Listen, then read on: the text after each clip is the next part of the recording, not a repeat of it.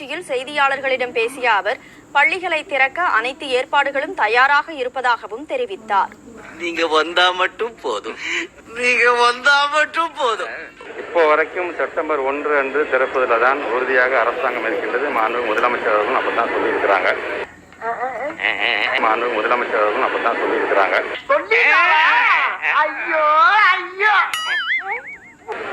அதற்கு தேவையான அந்த ஸ்டாண்டர்ட் ஆப்ரேட்டிங் ப்ரொசீஜர் வந்து ஏற்கனவே டிபார்ட்மெண்ட் ஆஃப் பப்ளிக் ஹெல்த் வந்து ஏற்கனவே வெளியிட்டு இருக்கிறார்கள்.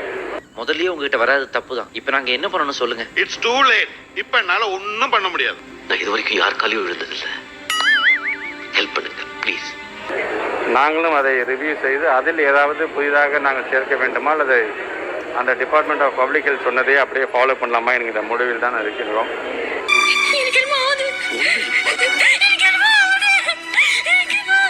செப்டம்பர் 1, 9, 10, 11, 12க்கான வகுப்புகள் தொடங்கப்படுவதற்கான எல்லா தயார் நிலையும் நாங்கள் இருக்கிறோம்.